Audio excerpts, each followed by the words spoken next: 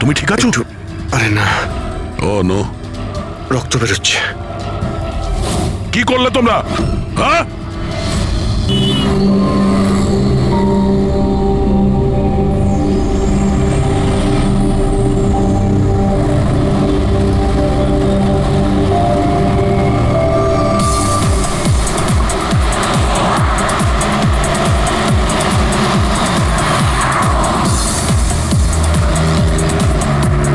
আরে সাহেব সাহেব সাহেব সাহেব, এটা নিন না। আরে দেখুন না দেখুন না দেখুন না, একটু ধরে দেখুন না, অনেক ডিসকাউন্ট পাবেন, অর্ধেক দামে দিয়ে দেবো আমি। না, না, চাই না। আরে একবার দেখুন না, অনেক ভালো কোয়ালিটির এটা। আরে ভাই, একবার আরে বললাম না, দেখুন না চাই না। দেখুন না, কোয়ালিটি দেখুন না। আরে শুনুন না ম্যাডাম, দেখুন না, আরে কোয়ালিটিটা দেখুন ম্যাডাম, কিনুন না, ভালো কোয়ালিটির এগুলো, খুব ভালো কোয়ালিটির ম্যাডাম। আরে কেন বিরক্ত করছো ভাই? একবার তো বললাম চাই না। ও ও, ও দাদা, এই ম্যাডামের মনে হয় কিছু একটা হয়েছে। আরে কিচ্ছু হয়নি ওর। আরে দেখুন না, ঘুমোচ্ছে। ওনার ঘাট থেকে রক্ত বেরোচ্ছে। কি? হ্যাঁ, দেখুন ওনার রক্তে ভেসে যাচ্ছে। সুচি? ওই যে, সুচি? ওই দেখুন দেখুন, ওই যে সুচি?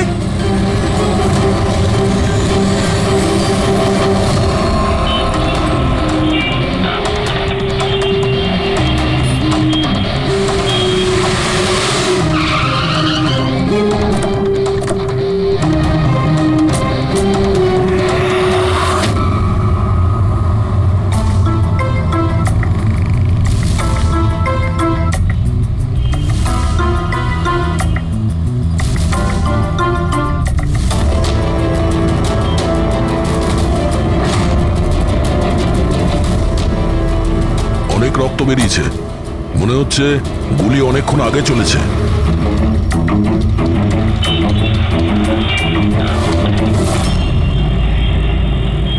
এসব কি করে হলো মিস্টার? আশুতোষ। আচ্ছা, আর এনার নাম কি? ইনি আমার স্ত্রী সুচি। মানে বলতে চাইছি আমার ex wife Suchi. Ex wife? এসব কি করে হলো? জানি না স্যার, আমি কিছু জানতেই পারিনি। কিচ্ছু জানো না? তোমার এক্স ওয়াইফ তোমার পাশের সিটে বসেছিল, গুলি চললো, তুমি কিচ্ছু জানো না? এটা কি করে সম্ভব? আমার হাজব্যান্ড কখনো মিথ্যে বলেন না। উনি যখন বলছেন উনি জানেন না, আই এম শিওর যে উনি কিছু জানেন না। আপনি আমি মিহিকা, ওনার প্রেজেন্ট ওয়াইফ। মিস্টার আশুতোষ, যখন সুচির গুলি লাগে আর পিছনের কাঁচটা ভেঙে যায় তখন নিশ্চয়ই শব্দ হয়েছিল, আর আপনি আমাদের বলছেন আপনি কিছুই জানেন না। আসলে গাড়ির মধ্যে খুব জোরে মিউজিক সিস্টেম বাজছিল আর সুচি ঘুমিয়েছিল। আমি কিচ্ছু বুঝতে পারিনি। ওই লোকটা কিছু জিনিস বিক্রি করতে এসেছিল। ও যখন আমাকে বললো তখন আমি বুঝতে পারলাম কি সুচি। গাড়িতে মিউজিক চলছিল আর সূচি ঘুমিয়ে পড়েছিল। অদ্ভুত, প্রায়শই লোকেদের ঘুম একটু আওয়াজেই ভেঙে যায়, আর এত লাউড মিউজিকে সূচি ঘুমোচ্ছিল। স্যার, আপনাদের কথা থেকে বোঝা যাচ্ছে যে আপনারা আমাকেই সন্দেহ করছেন। স্যার, আমি এটা কেন করব? সুচি আর আমার ডিভোর্স নিশ্চয়ই হয়েছিল, কিন্তু আমরা ভালো বন্ধু ছিলাম আর আমাদের যোগাযোগও ছিল। আপনি আপনি দীনেশকে জিজ্ঞাসা করে নিন। দিনেশ? স্যার, আমি সুচির ভাই। ও ঠিকই বলছে স্যার, ডিভোর্সের পরেও ওর আর সুচির মধ্যে খুব ভালো সম্পর্ক ছিল, কখনো কোনো ঝামেলা হয়নি। আচ্ছা, তো আপনারা কোথায় যাচ্ছিলেন বলুন তো? আমাদের মেয়ে রুহি বোর্ডিং স্কুল থেকে ফিরছিল। তাহলে এই সুচি কি গাড়িতে ওঠার পরেই ঘুমিয়ে পড়ে নাকি পরে? স্যার, ব্যাপারটা হলো আমাদের মধ্যে একটু আগে ঝগড়া হয়েছিল। আশুতোষ, রুহি স্কুল খুব ভালো, এই স্কুল চেঞ্জ করার কোনো দরকারই নেই। সুচি, এই স্কুলটার টাকা পয়সা খুব বেশি, আমি এর ফিসটা জোগাড় করতে পারবো না। কিন্তু আমি করতে পারি, আর আমি আমার মেয়ের এডুকেশনে কোনো কম্প্রোমাইজ করব সুচি, না। আমি তোমার থেকে টাকা নিতে পারবো না। কেন? ও, তোমার মেয়ে লিগো চলে আসে তাই না, যে আমি তোমার থেকে বেশি ইনকাম করি? জানো, আমাদের ডিভোর্সের কারণ এটাই, যে একটা মেয়ে একটা ছেলের থেকে বেশি ইনকাম করে। সাফল্যটা মনের ব্যাপার, এটা স্বামী স্ত্রীর প্রতিযোগিতা নয়। তোমার সাথে কোনো তর্ক করতে চাই না, না এই ব্যাপারে কোনো কথা বলতে চাই। রুহি এই স্কুলেই থাকবে। তারপর আমাদের মধ্যে আর কোনো কথা হয়নি। আমার মনে হয়েছিল ঘুমিয়ে পড়েছে। আচ্ছা, এই যখন ঝগড়া হচ্ছিল তখন গাড়ি কোথায় ছিল, মানে কোন এলাকায়? স্যার, লিংক রোডের সিগন্যালে, কেপি থিয়েটারের পাশেই। আর তারপর কোন রাস্তায় গেছিলেন আপনারা? সেখান থেকে স্যার আমি লেফট নিলাম, ওই সামনে ফ্লাইওভারটার আর দিকে। সোজা এখানে চলে এসেছেন? হ্যাঁ স্যার। তার মানে প্রায় 2 কিলোমিটার এই গাড়িটা চলেছে। তার মানে 2 কিলোমিটারের মধ্যেই কোথাও গুলি চলেছে সূচির ওপরে। পঙ্কজ, একটা কাজ করো তো, কেপি থিয়েটার থেকে এইখানে 2 কিলোমিটার অবধি চেক করে দেখো তো, যদি কোথাও কিছু প্রমাণ পাওয়া যায়, মানে কোথাও কাচের টুকরো পড়েছে কিনা দেখে নিও, ঠিক আছে? আর হেঁটে যেও। 2 কিলোমিটার স্যার? হেঁটে যাও। গুলিটা অদ্ভুত অ্যাঙ্গেল থেকে লেগেছে।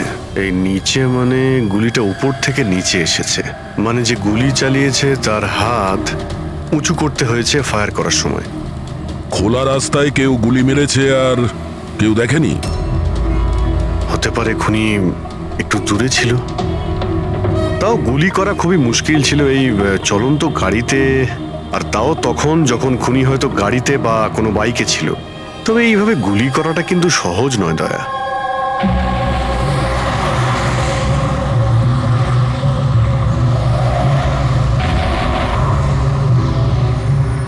রাস্তায় কোথাও গাড়ি দাঁড় করিয়েছিলে তুমি? সিগন্যালে দাঁড়িয়েছিলাম একবার, ব্যাস, আর কোথাও নয়। যদি সিগন্যালেও কেউ গুলি চালায় কিংবা অন্য কোথা থেকেও যদি গুলি চালায়, তাহলে এম করার সময় তো টাইম লাগবে। তাহলে কেউ গুলি মারতে কাউকে দেখলো না কি করে? হ্যালো, হ্যাঁ স্যার, ঠিক আছে স্যার, আমরা পৌঁছাচ্ছি। কি হয়েছে? এসিপি স্যারের ফোন ছিল, আর একটা লাশ পাওয়া গেছে কামরি ব্রিজের নিচে।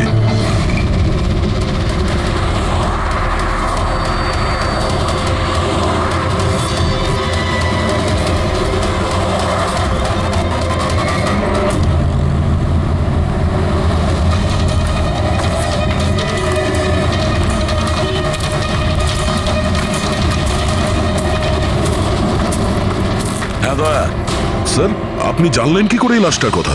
লোকাল পুলিশের কাছে আশেপাশের লোক কমপ্লেন জানিয়েছে। 2 ঘন্টা আগেই লাশ দেখেছে। মাথার পেছনে একটা চোট আছে আর পিঠের পিছনেও একটা গুলির চিহ্ন আছে। স্যার, একটা কথা মাথায় ঢুকছে না, কেউ একে এখানেই মেরেছে নাকি অন্য কোথাও মেরে এখানে নিয়ে এসেছে? দেখতে হবে ফেডরিক। স্যার, রাস্তায় একটা বাইক পাওয়া গেছে। আমার মনে হচ্ছে এই লোকটারই বাইক হবে।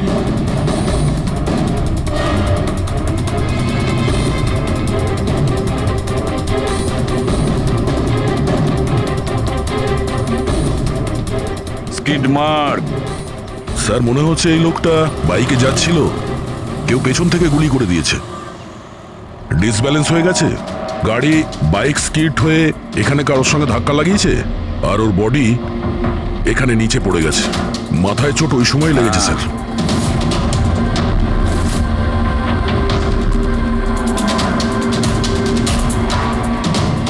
স্যার, হ্যাঁ, কিছুতেই বুঝতে পারছি না এই লোকটা কে। এর কোনো রকম আইডেন্টিফিকেশন নেই। আমি মিসিং পার্সনস ব্যুরোতে জিজ্ঞেস করে দেখবো কি? ফেডরিক, এত তাড়াতাড়ি কেউ মিসিং পার্সনস ব্যুরোতে রিপোর্ট করে না। একটা কাজ করো, আরটিওতে গিয়ে এই বাইকের রেজিস্ট্রেশন চেক করো। ওখানেই সমস্ত ডিটেলস পাওয়া যাবে যে মালিক কে। ওই কেসটার ব্যাপারে কি হলো কিছু জানতে পারলে? না স্যার, খুব অদ্ভুত কেস।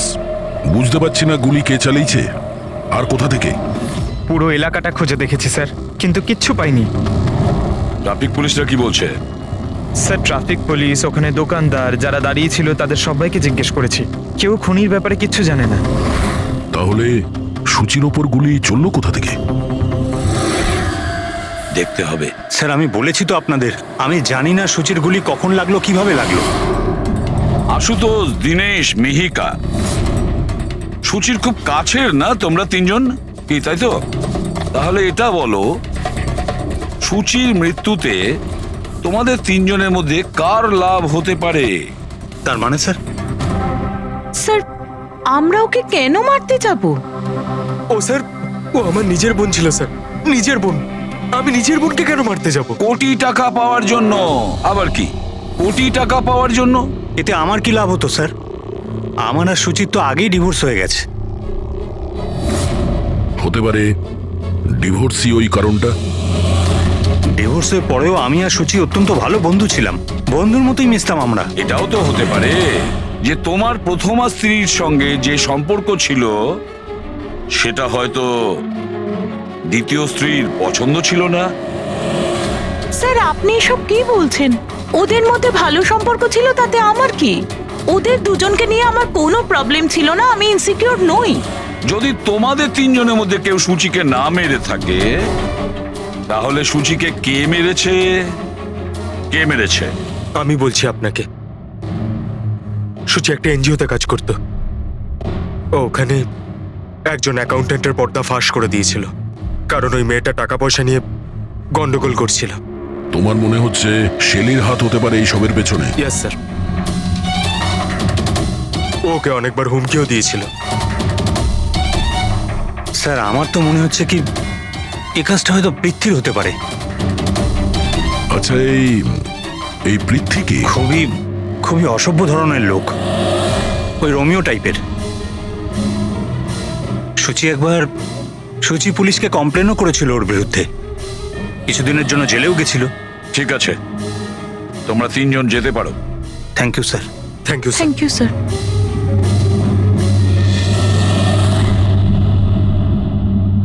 স্যার, তিনজনকেই বিশ্বাস হচ্ছে না। এই তিনজনের ওপর কড়া নজর রাখো।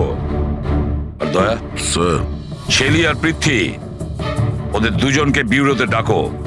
স্যার, হ্যাঁ, আরটিও থেকে বাইকের মালিকের খবর পেয়ে গেছি। স্যার, পৃথ্বী আর শেলির ফোন আনরিচেবল আসছে, তাই আমি ফ্রেডিকে বলেছি ওদের মোবাইল ফোনটা ট্রেস করতে। এ তো আমাদের ডেলিভারি বয় বিবেক। স্যার, আমাদের বাইক তো ওই চালাতো। স্যার, ওকে কে মেরে দিল? সেটা খোঁজারই চেষ্টা করছি। আচ্ছা, এই বিবেকের কারোর সঙ্গে কোনো শত্রুতা ছিল কি? না স্যার, ও তো খুবই সাদাসিধে ভালো ছেলে ছিল।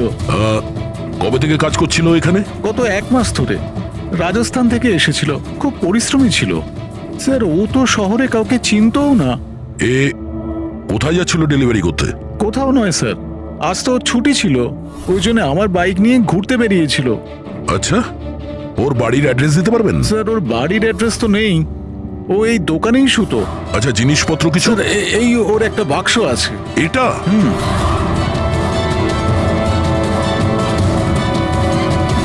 স্যার, এই লোকটার বক্স আর সবকিছু চেক করলাম, তাতেই সার্কাসের প্যাম্পলেট ছাড়া কিছুই পেলাম না।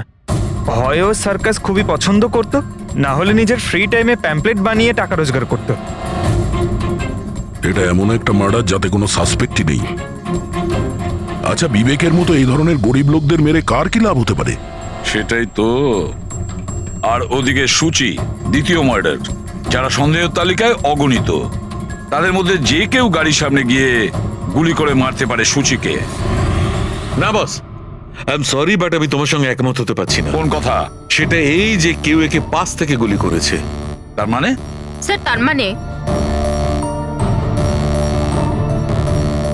এটা। আরে, এটা তো রাইফেলের গুলি। হ্যাঁ স্যার, আর এই গুলিটা সুচির গলায় এদিকে এখানটা আটকে ছিল। গুলি রাইফেল থেকে চললে তো অনেক দূর থেকে চালানো হয়েছে। হ্যাঁ, একদম ঠিক, দূর থেকেও আর উঁচু থেকেও, এইসব আমি বলছি। এই দেখো বস, 50 ডিগ্রি অ্যাঙ্গেল থেকে সুচিকে গুলি করা হয়েছে। গুলি এখান থেকে এসেছে, কারের কাঁচের জানলা ভেঙেছে আর গিয়ে এর গলায় লেগেছে। এই গুলি যে অ্যাঙ্গেল থেকে চলেছে ডক্টর, কত দূর থেকে চলেছে এই গুলিটা? এই ধরো 70 ফিট দূর থেকে। তার মানে কোনো উঁচু বিল্ডিং থেকে চালানো হয়েছে। সে তৈরি হয়ে বসেছিল বিল্ডিং এর ওপরে গুলি চালানোর জন্য। একটা কাজ করো, ওই এরিয়ার ম্যাপটা বের করো। গুলি গাড়ির বাঁদিক থেকে এসেছিল, আর বাঁদিকে প্রায় অনেকগুলো এরকম বিল্ডিং আর হাই রাইজ টাওয়ার আছে স্যার। যে জায়গায় ওদের দুজনে ঝগড়া হয়েছিল সেখান থেকে সুচির লাশ যেখানে পাওয়া গেছে, তার মধ্যে প্রায় 15 থেকে 20টা টাওয়ার আছে। এর মধ্যেই কোনো একটা বিল্ডিং থেকে গুলি চালানো হয়েছে।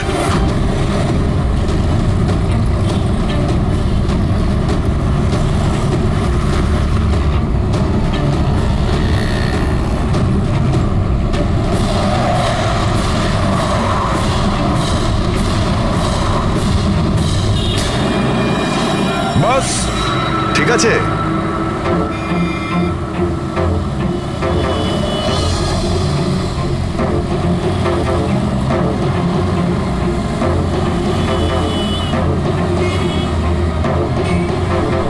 এই অভিজিৎ স্যারের হাতে ওটা কি?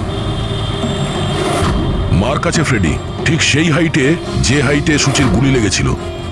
আর আমার হাতে এই ডিজিটাল ডিস্টেন্স রিডার আছে। এর থেকে এই লেজার লাইট যদি ওই মার্কেট ঠিক যায়, তাহলে তার মানে গুলি এখানে এই বিল্ডিং থেকেই চালানো হয়েছে।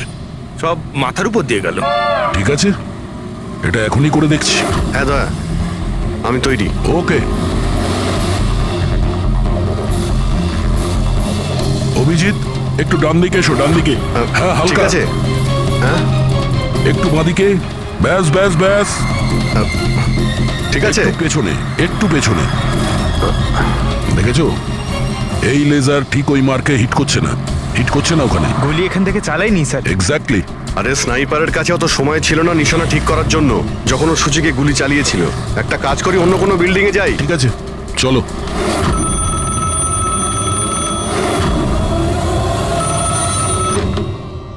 হ্যালো। হ্যাঁ হ্যালো, আচ্ছা এটা কি ফ্যান্টাসি সার্কাস জয়পুর রাজস্থানের অফিস? হ্যাঁ ঠিকই, বলুন।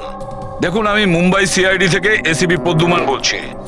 আপনার ওখানে কোনো বিবেক নামে কেউ কাজ করতো? হ্যাঁ হ্যাঁ, বিবেককে আমি চিনি তো। ও এই সার্কাসেই কাজ করতো। কেন, কি হয়েছে? কি কাজ করতো বলতে পারবেন আপনি?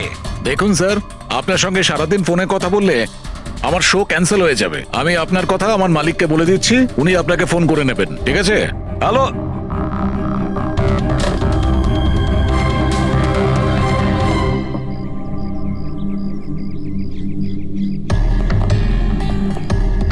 অদ্ভুত স্যার, বিল্ডিং এ কোনো গাড়ি দেখলাম না, মনে হয় গুলি এখান থেকেই করা হয়েছিল। দেখছি। হ্যাঁ অভিজিৎ, রেডি আছো?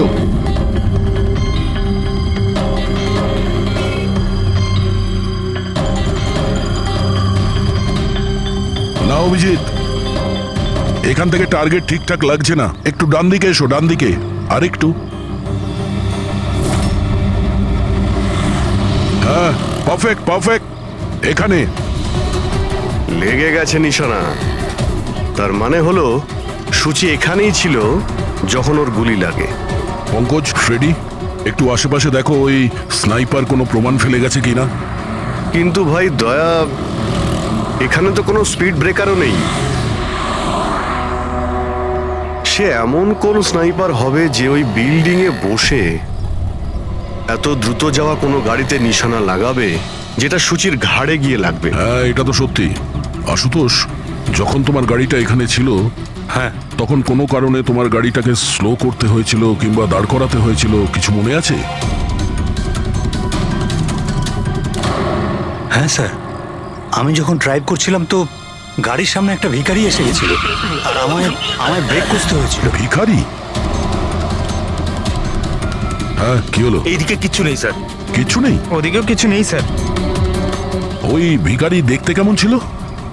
স্যার, ওর এক হাতে তো একটা ক্রাচ ধরা ছিল, অন্য হাতে লাল পোটলা, গলায় গামছা আর মাথায় অর্ধেক টাক ছিল। অভিজিৎ, এই ফ্লাইওভারের নিচে অনেক ভিখারি থাকে, ওদের মধ্যে কেউ একজন হবে। হ্যাঁ আমি শুনলাম আশুতোষ যা বললো ভিখিরির ব্যাপারে। আমি নিচে গিয়ে দেখছি। এই কে তোমরা? কাকে জিজ্ঞেস করে ওপরে এসছো? তুমি এখানকার ওয়াচম্যান? ডিউটিতে কেন ছিলে না? আমার ইচ্ছে। এই তোমরা কে আমাকে ডিউটি শেখাচ্ছ? সিআইডি। সিআইডি? জানো তোমার জন্য এখানে একজন মহিলার খুন হয়ে গেছে? আমার জন্য খুন? কেউ এই ছাদ থেকে একজন মহিলাকে নিচে গুলি মেরেছে। কি জানো ওই ব্যাপারে?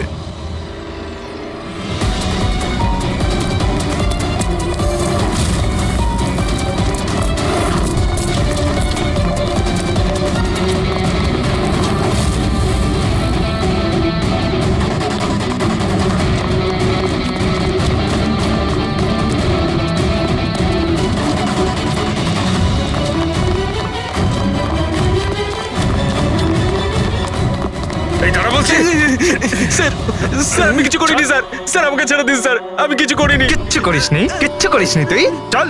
আমি ভয় পেয়ে গেছিলাম স্যার। কেন ভয় পেয়েছিলি? কি জানিস এই খুনের ব্যাপারে? স্যার আমি টাকা নিয়েছিলাম, কিন্তু এটা বলেনি যে ও কাউকে খুন করতে চলেছে স্যার। কে ছিল ওই লোকটা? আগে কোনোদিনও দেখিনি স্যার। ও বলেছিল যে ও বিল্ডিং এর ছাদে গিয়ে ওর গার্লফ্রেন্ডকে প্রপোজ করতে চায়। স্যার ও 2 ঘন্টার জন্য 15,000 টাকা দিয়েছিল স্যার। আমি তো এত টাকা এক মাসেও কামাইনি স্যার কোনোদিনও। স্যার ও হেলমেট পরেছিল আর চোখে চশমাও ছিল।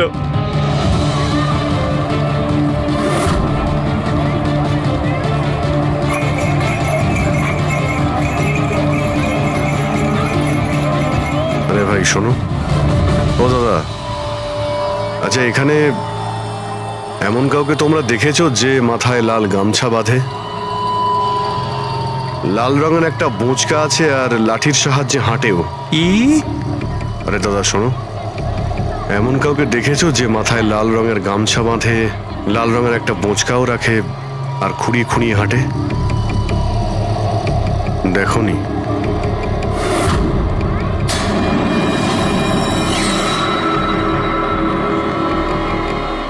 আরে ভাই শোনো, আরে ভাই শোনো, একটু কথা আছে। এই যে আরে এই, কি করছো ভাই? দাঁড়াও, আরে ভাই দাঁড়াও।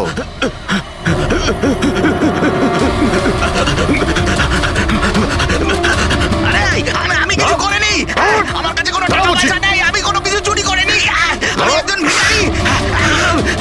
আরে ছেড়ে না তুই ল্যাংড়া সাজার নাটক করছিস? তুই জানিস ল্যাংড়াদের কতটা কষ্ট হয়? আরে কতবার করে বলবো, আমার কাছে কিছু নেই, আমি রাস্তার ভিখারি, আমি সত্যি বলছি। এই, তুই সেদিন ইচ্ছে করে লাল গাড়ির সামনে পড়েছিলি না? কোন লাল গাড়ি? আমি কোনো লাল গাড়ির সাথে আসিনি তো। স্যার এটা কি গুন্ডামি হচ্ছে? আপনি ওকে ছেড়ে দিন, এটা কিন্তু ঠিক হচ্ছে না, আমি বলে দিচ্ছি কিন্তু। সর। আমি সিআইডি থেকে। আরে কোথায় পালাচ্ছিস? দাঁড়া। ভদ্রভাবে বলে দে, না হলে আমি রেগে গেলে কিন্তু এর ফল খুবই খারাপ হবে। স্যার, আপনি যদি সত্যি সিআইডির লোক হন, আমি সব বলছি। একটা লোক আমাকে টাকা দিয়েছিল এসব করার জন্য, আর ও বলেছিল যে যখনই একটা লাল গাড়ি আসবে তার সামনে পড়ে যেতে, তাই আমি করেছিলাম স্যার। তুই কি করে জানলি যে লাল গাড়ি কখন আসবে? ওই ছাদে একটা লোক দাঁড়িয়ে আমাকে ইশারা করছিল, ওই রকমই। ও যে ইশারা করবে আমি তখনই লাল গাড়ির সামনে উল্টে পড়ে যাব। প্ল্যান ছিল স্যার। জানিস একটা মহিলার খুন হয়ে গেছে তোর এই প্ল্যানের জন্য? সাহেব আমাকে ক্ষমা করে দিন, দেখুন আমি রাস্তার একজন ভিখারি। ঠিক আছে, তুই এটা বল, ওই লোকটা দেখতে কেমন ছিল? ওই স্যার, ও হেলমেট পরেছিল, মোটরসাইকেলে এসেছিল, আমি তো ওর মুখটা দেখতেই পাইনি। আরে ভাই কিছু তো দেখেছিলি, কিছু তো শুনেছিলি? ওর একটা ফোন এসেছিল, ফোনে বলছিল যে তাড়াতাড়ি দেখা করতে এসো, আর উত্তরে বললো যে আমি ওখানে পৌঁছচ্ছি। কোথায় কোথায় পৌঁছতে বলছিল, তোর মনে আছে কিছু? হ্যাঁ, মনে পড়েছে, ভান্ডুপ মিল। ভান্ডুপ মিল? ভান্ডুপ মিল? আচ্ছা ঠিক আছে, ঠিক আছে, ফিরে এসো, আমি স্যারকে ইনফর্ম করছি। Okay sir. হ্যাঁ অভিজিৎ ভান্ডুপ মিল থেকে ফিরে আসছে। ও বলছে যে মিল একদম ফাঁকা পড়ে আছে, কোনো প্রমাণই ওর হাতে পড়েনি। খুনি তো ওখান থেকেই পালিয়ে গেছে। হতে পারে অভিজিৎ পৌঁছানোর আগেই ওখান থেকে ও পালিয়ে গেছে। পঙ্কজ। হ্যাঁ স্যার। পঙ্কজ একটা কাজ করো, যখন সুচির গুলি লেগেছিল ঠিক ওই সময়ে ওই এরিয়াতে কতগুলো মোবাইল অ্যাক্টিভ ছিল খোঁজ নাও। স্নাইপারের ফোন ওদের মধ্যেই কারোর হবে। স্যার হ্যাঁ হ্যাঁ পঙ্কজ, এটাও দেখো ওর মধ্যে কতজন লোক ভান্ডুপ মিলে গেছিল। স্যার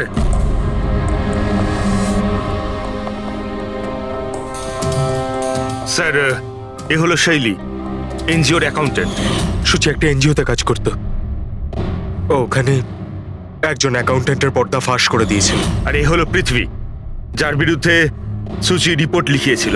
সুচি পুলিশে কমপ্লেনও করেছিল ওর বিরুদ্ধে, কিছুদিনের জন্য জেলেও গেছিল। আপনারা কি করে ভাবলেন যে সুচির মৃত্যুর জন্য আমি দায়ী? হ্যাঁ স্যার, আমিও তো এমন কিছুই করিনি, আমি তো কারোর মার্ডার করিনি স্যার। শেলি, তোমার চাকরি চলে গেছিল সুচির জন্যে, আর তারপর থেকে তোমার এখনো পর্যন্ত কোনো চাকরি পাওইনি। ধার করে করে সংসারে খরচা চালাচ্ছ তুমি। হ্যাঁ, আর প্রীতি, এক সপ্তাহ তুমি জেলে ছিলে, নিজের এরিয়াতে তোমার খুব বদনাম হয়েছে, তাই তো? তো কি হয়েছে? যদি আমার কোনো বদনামের ভয় থাকতো তাহলে বাড়ি বদলে নিতাম, কারণ মার্ডার করতে যাবোই বা কেন আমি? আর স্যার এমনটা নয় যে আমি কোথাও চাকরি পাচ্ছি না, বলতে পারেন আমি আমার মতো কোথাও চাকরি পাচ্ছি না, এই জন্য আমি কোথাও জয়েন করছি না। আপনাদের আশুতোষ আর তার নতুন স্ত্রী, তাকে এসব প্রশ্ন করা উচিত। ওদের জীবন সুখী নয়, কিন্তু সবাইকে দেখিয়ে বেড়ায়। আশুতোষ তো সুচির কাছে ফিরে যেতে চাইছে, হয়তো ও নতুন স্ত্রীকে নিয়ে খুশি নয়, তাই। আর স্যার সুচির না ওর ভাইয়ের সাথেও বনিবনা ছিল না, সব সময় না ফোনে ঝগড়া করতে থাকতো। আচ্ছা, আর কি ব্যাপার নিয়ে ঝগড়া হতো এদের দুই ভাই বোনের মধ্যে? আসলে স্যার দিনেশ আশুতোষকে হুমকি দিয়েছিল ও সুচির থেকে দূরে থাকার জন্য, হয়তো সুচির এটা পছন্দ হয়নি। আর স্যার ও আমাকে আর একটা কথা বলেছিল, মেয়েকা হিংসে করে ওর আর আশুতোষের মেলামেশায়। 100% মনে হয় এদের মধ্যেই কেউ একজন ওকে মার্ডার করেছে। হ্যাঁ স্যার। আচ্ছা ঠিক আছে, যেতে পারো তোমরা দুজন, কিন্তু একটা কথা ভালো করে মনে রাখবে, যতক্ষণ না আমাদের ইনভেস্টিগেশন শেষ হচ্ছে তোমরা শহর ছেড়ে বাইরে যাবে না। এই কেসে কারোর কথার উপর ভরসাই করতে পারছি না স্যার, মনে হচ্ছে সবাই মিথ্যে কথা বলছে। হ্যাঁ, সে যেই হোক খুব বড় প্ল্যানিং করেছিল। প্রথমে ভিখারিকে টাকা দিয়েছে, একটা ওয়াচম্যানকে হায়ার করেছে, আর তারপরে স্নাইপারকে হায়ার করেছিল।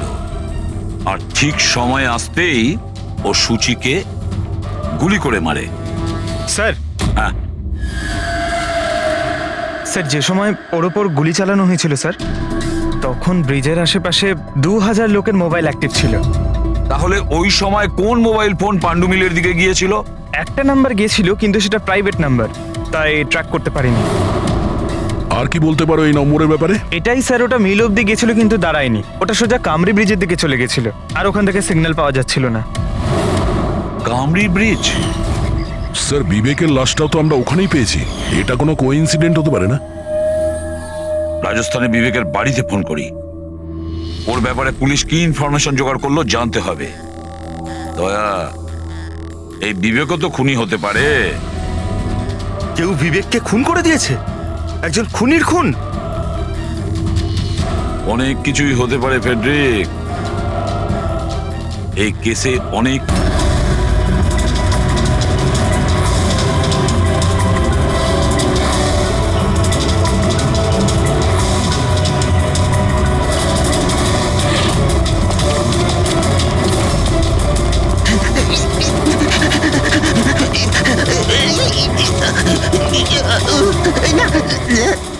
আরে তুই বারবার পালাস কেন? হ্যাঁ, বারবার আপনারা আমার পিছনে পড়ে আছেন কেন? পিছনে তোর পড়ে সঙ্গে আছেন কথা কেন? আছে। আমি কিছু কথা বলতে চাই না। অনেক হয়ে গেছে স্যার, আপনারা আমাদের এইভাবে বিরক্ত করতে পারেন কেউ না। তোমাদের জ্বালাতন করছে না, আমরা নিজেদের কাজ করছি, যাও। আমরা কিছু শুনতে চাই না, যান এখান থেকে। আরে একজনের খুন হয়েছে, তোমরা কি বুঝতে পারছো না? তা কি হয়েছে? আমরা কি খুন করেছি নাকি? হ্যাঁ, আমরা গরিব মানুষ, ভিক্ষা করে খাই, তার মানে কি আপনারা আমাদের উপর দোষ দিয়ে দেবেন? দেখুন না,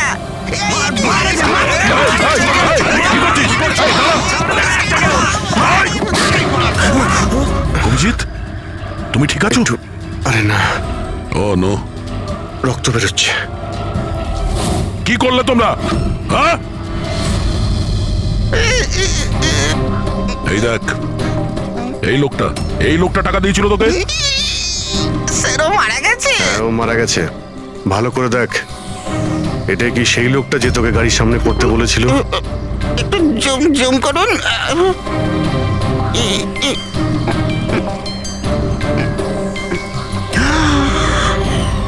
এমন ঘড়ি তো ও পড়েছিল। হতে পারে যে লোকটা একে টাকা দিয়েছে সেই প্রমাণটা লোপাট করার জন্য ওকেও মেরে দিয়েছে। চালায় বললাম আমি, ধরেছে তো চাকরি। হ্যাঁ পঙ্কজ, হ্যাঁ আচ্ছা, ও ঠিক আছে ঠিক আছে, ওকে ওকে, থ্যাংক ইউ। পঙ্কজের ফোন ছিল, বলছিল যে বিবেক রাজস্থানে কোনো সার্কাসে কাজ করত, নিশানাবাদ ছিল। 1 মাস আগে ও সার্কাসের চাকরি ছেড়ে দিয়েছিল, বলেছিল মুম্বাইতে একটা বড় চাকরি পেয়েছে ও। আর হ্যাঁ, যাওয়ার সময় ওই রাইফেলটা ওটাও চুরি করে নিয়ে গেছিল। রাইফেল চুরি করে এনেছিল? হয়তো সুচির সুপারি নিয়ে এখানে এসেছিল, আর দোকানে এই জন্য কাজ করতো যাতে ওকে কেউ সন্দেহ না করে। হ্যাঁ, আর এই পুরো ষড়যন্ত্রের যে মাস্টার মাইন্ড, সে নিশ্চয়ই রাজস্থানে গেছিল বিবেককে সুপারি দেওয়ার জন্য। কে হতে পারে এই মাস্টার মাইন্ড, যাকে চোখের সামনে দেখেও ধরতে পারছি না?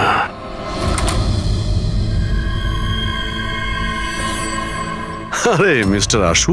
স্যার আপনারা এখানে? মিস্টার আশু, ওই লোকটার ব্যাপারে জানতে পেরে গেছি যে সুচিকে গুলি করেছিল। Wow, that's a great news. আপনারা ধরেছেন ওনাকে? বিবেক নাম ওর।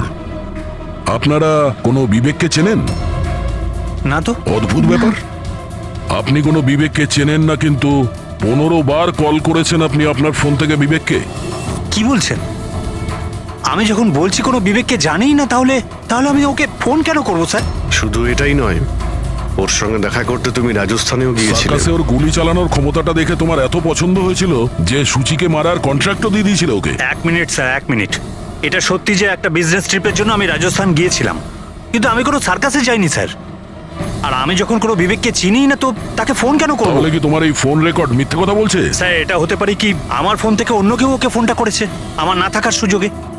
আচ্ছা, তাহলে কি আপনি আপনার ফোন যে কোনো জায়গাতে ফেলে রাখেন নাকি? না স্যার। হ্যাঁ ডক্টর। আচ্ছা ঠিক আছে ডক্টর। ওকে ডক্টর। ডক্টর সালুখের ফোন ছিল, আমাদের ফরেন্সিক ল্যাবে যেতে বলেছেন আশুতোষকে নিয়ে। বস, মেয়েটা এইখানে বসেছিল এই সিটে, আর এই অংশটা হচ্ছে সিটের পেছনের দিকটা, আর এটা হচ্ছে লিভার যার দ্বারা সিটটা আগে পিছে হয়, আর এই লিভারটাকে জাম করে দেওয়া হয়েছিল। এই দেখো। লিভার জাম করে দিয়েছে? হ্যাঁ তাই তো। বাস এইটুকুই স্যার, সেই জন্য আপনি আমাদেরকে ডেকে আনলেন? পঙ্কজ, তুমি একটু আমার কথাটা শোনো।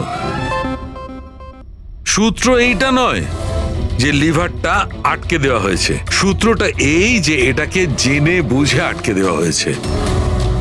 কিন্তু স্যার কেউ জেনে বুঝে সিটটাকে খারাপ করবে কেন? এটাও তো আমরাও ভাবছিলাম। আশুতোষ, তোমার এই গাড়ির সিট কবে থেকে এরকম হয়ে আছে? মানে কবে থেকে পেছনে আটকে আছে? স্যার পরশু রাত অবধি তো ঠিক ছিল, কিন্তু কাল সকালে যখন বেরোলাম তখন রিক্লাইন কাজ করছিল না। আমার হাতে ঠিক করার মতো অত সময় ছিল না বলে এমনি বেরিয়ে গেলাম। ডক্টর সালুখে, সিটটা খারাপ হওয়া এই কেসটার সাথে কি সম্পর্ক? সম্পর্ক আছে ফ্রেডি। সম্পর্কটা হচ্ছে এইটা যে খুনি চাইছিল সিটটা পেছনে হেলে থাকে, সূচির পজিশনটা এইরকম থাকবে পেছনের দিকে। স্যার ও যদি সামনে বসতো বা পেছনে বসতো তাতে খুনির কি এসে যায়? খুনির তো গুলি করারই ছিল। পঙ্কজ, তুমি এক কাজ করো, এখানে তুমি গাড়ির সিটটায় বসো। সারিকা, তুমি সূচির জায়গায় বসো। এবার ধরে নাও আমি সুচি, আমি যখন এই সিটটায় বসেছিলাম তখন আমার মাথাটা এরকম ছিল। বস, সূচির এইভাবে বসার সুবিধাটা খুনি তখনই পাবে যখন ওর এম সূচি নয়, ড্রাইভিং সিটে বসা লোকটি হবে, মানে আশুতোষ হওয়ার কথা। কিন্তু আশুতোষকে কোনো কারণে খুব ব্রেক চাপতে হয়, ব্রেকের কারণে ঝটকা লাগে, আর সেই ঝটকায় সূচি ঝুঁকে যায়। আর বস, আশুতোষকে লাগার পরিবর্তে সূচির গুলি লাগে। স্যার তার মানে আশুতোষ খুনি নয়, কিন্তু কেউ ওর খুন করতে চাইছিল। দয়া,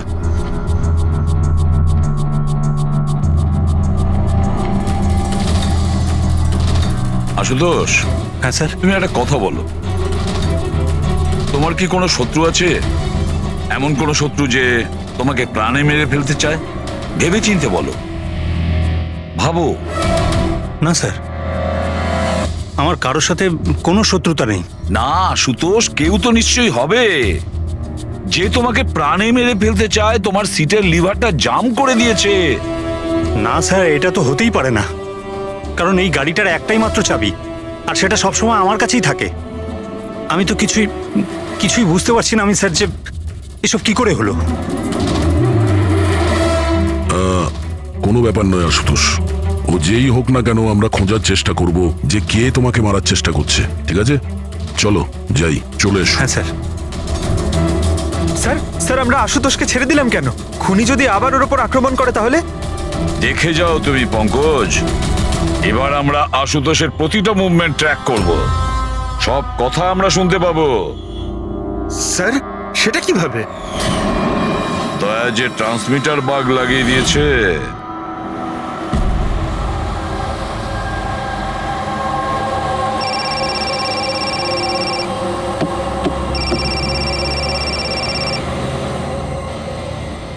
হ্যালো, হ্যাঁ বলো। আচ্ছা, ওকে চলে এসো বাড়িতে। ওখানে? কিন্তু ওই জায়গাটা তো বন্ধ না? ঠিক আছে, আসছি।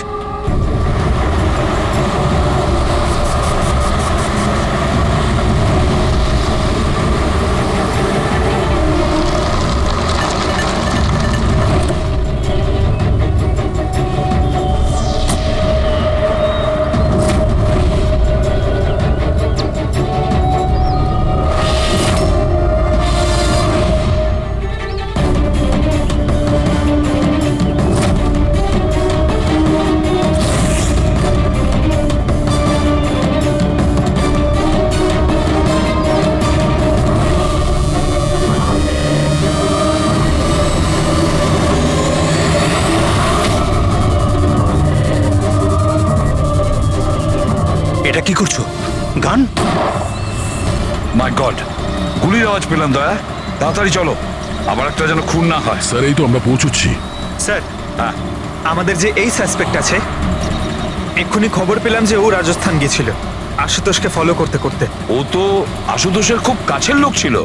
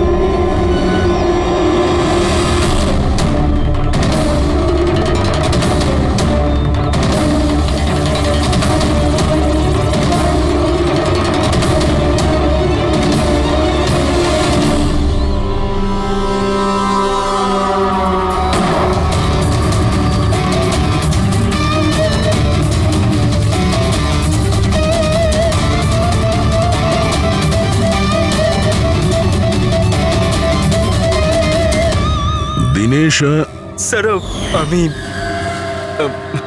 সুচির ভাই। মরে গেছে স্যার। আমি কিছু করিনি স্যার। এই আমাকে মারতে চেয়েছিল। এই আমায় মারতে চেয়েছিল। কেন মারতে চেয়েছিল এ? স্যার, এর মনে হতো যে এর বোনের সর্বনাশের জন্য আমিই দায়ী। বিয়ের পর সুচি ডিপ্রেশনে চলে গেছিল, আর তাই ও নিজেই নিজেকে মারারও চেষ্টা করেছিল। আর এই সমস্ত আমি কিছুই জানতাম না স্যার, একদমই জানতাম না। আর আমার এই না জানার কারণেই এই দুজনের মৃত্যুর কারণ আমি হয়ে গেলাম স্যার। এটা সম্পূর্ণ না জানার কারণে। পঙ্কজ, একে ছায়া নিয়ে বসাও, ঠিক ফরেন্সিক ল্যাবে পাঠিয়ে দাও।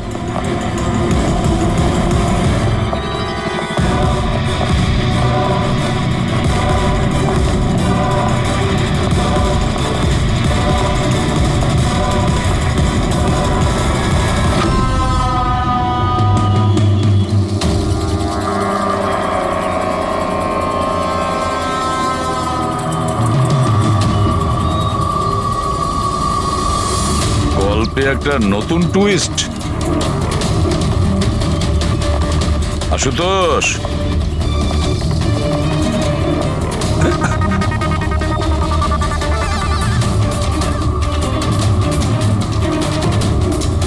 এটা কি চেনো?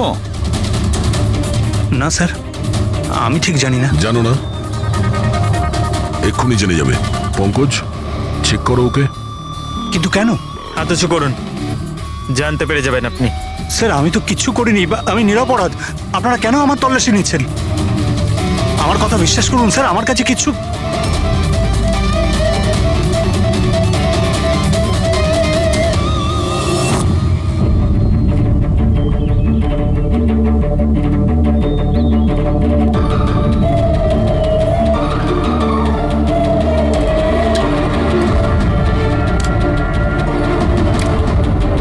স্যার, এই নিন ও রাবার বুলেটস।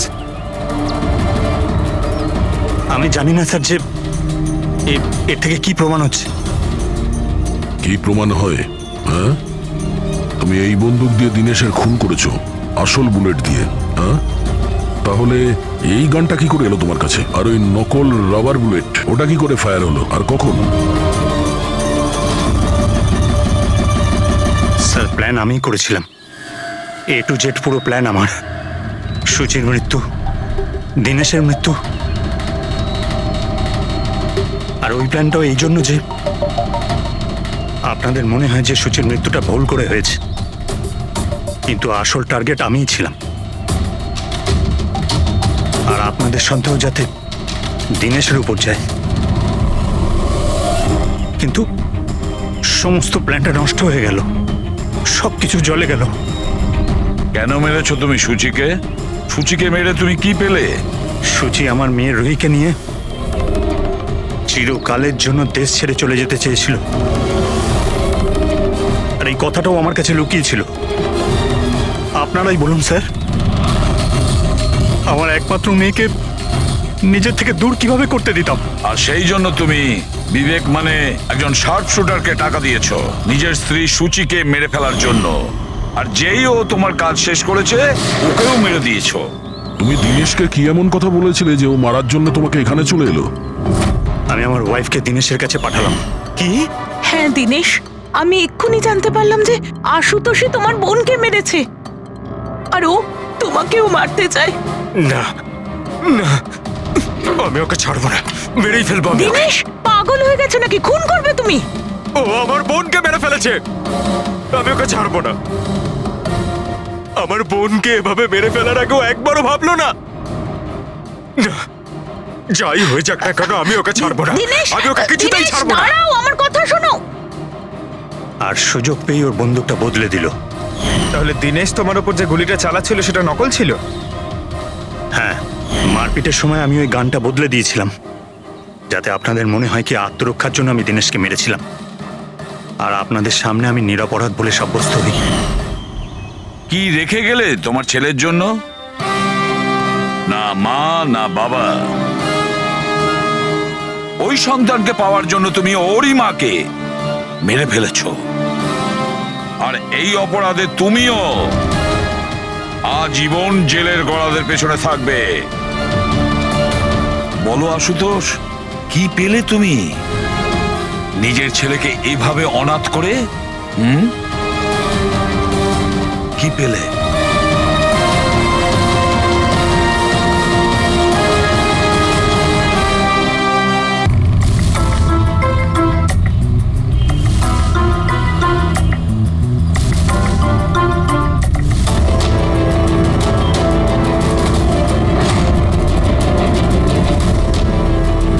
অনেক রক্ত বেরিয়েছে, মনে হচ্ছে গুলি অনেকক্ষণ আগে চলেছে।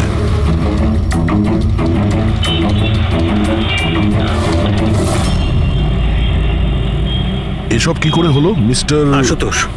আচ্ছা, আর এনার নাম কি? ইনি আমার স্ত্রী সুচি, মানে বলতে চাইছি আমার ex wife Suchi. Ex wife? এসব কি করে হলো? জানি না স্যার, আমি কিছু জানতেই পারিনি। কিচ্ছু জানো না? তোমার এক্স ওয়াইফ তোমার পাশের সিটে বসেছিল, গুলি চললো, তুমি কিচ্ছু জানো না? এটা কি করে সম্ভব? আমার হাজবেন্ড কখনো মিথ্যে বলেন না। উনি যখন বলছেন উনি জানেন না, আই এম শিওর যে উনি কিছু জানেন না। আপনি আমি মিহিকা, ওনার প্রেজেন্ট ওয়াইফ। মিস্টার আশুতোষ, যখন সুচির গুলি লাগে আর পিছনের কাঁচটা ভেঙে যায় তখন নিশ্চয়ই শব্দ হয়েছিল, আর আপনি আমাদের বলছেন আপনি কিছুই আসলে জানেন না। গাড়ির মধ্যে খুব জোরে মিউজিক সিস্টেম বাজছিল আর সুচি ঘুমিয়েছিল। আমি কিচ্ছু বুঝতে পারিনি।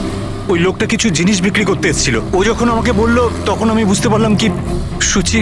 গাড়িতে মিউজিক চলছিল আর সূচি ঘুমিয়ে পড়েছিল। অদ্ভুত, প্রায়শই লোকেদের ঘুম একটু আওয়াজেই ভেঙে যায়, আর এত লাউড মিউজিকে সূচি